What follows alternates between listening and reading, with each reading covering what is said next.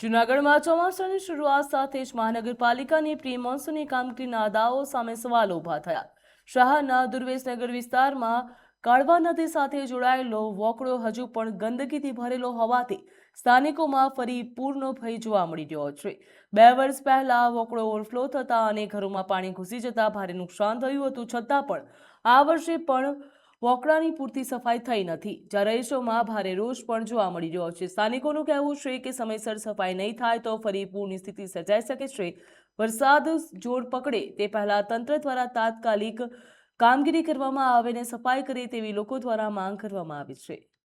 વારંવાર જનરલ બોર્ડમાં અને જાહેરમાં મીડિયામાં જે ચૂંટાયેલા પ્રતિનિધિઓ એવો દાવો કરે છે કે અમારા તમામ વોર્ડમાં પ્રી મોન્સૂનની કામગીરી પૂર્ણ થઈ ગઈ છે।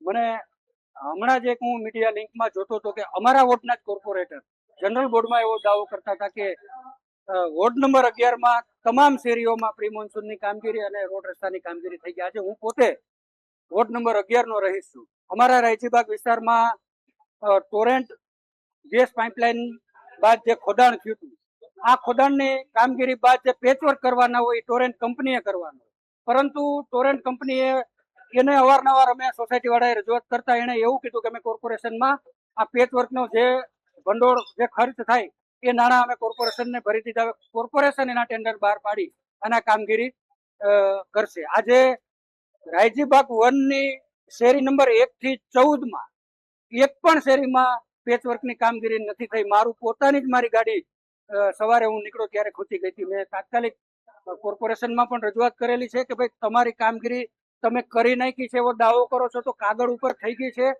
કે શું હકીકત છે એનાથી લોકોને પણ વાકેફ કરો અને તાત્કાલિક અસરથી આ પેચવર્કની કામગીરી।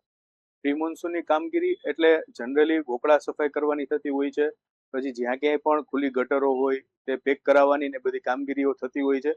એ પ્રમાણે વોર્ડ નંબર 11માં અમે સફળતાપૂર્વક લગભગ બધા વોકળાઓની સફાઈ પૂર્ણ કરાવેલી હતી।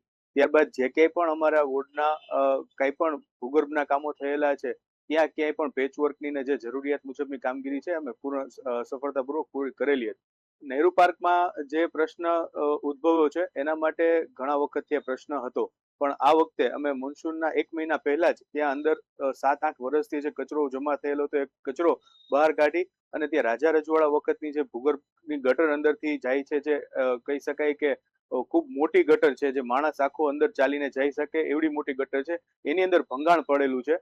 જ્યારે વરસાદ વગર પણ એ ગટરમાંથી સતત ને સતત પાણી વહી રહેતું હોય છે, એટલે ત્યાં કામગીરી કરવા માટેની એમાં પૂરા પ્રયત્ન કરેલા હતા, પણ એ થીગડું મારવામાં ગટરમાં ક્યાંક ને ક્યાંક રહી ગયું છે, કેમ કે સતત પાણીનું વહેણ ત્યાં ચોમાસા પહેલા એટલે કે વરસાદ પહેલા પણ ચાલુ રહેતું હતું, એટલે એ બને એટલું વહેલું એ થીગડું મારી અને અમે કચરો બધો બહાર સફળતાપૂર્વક કાઢી લીધેલો છે।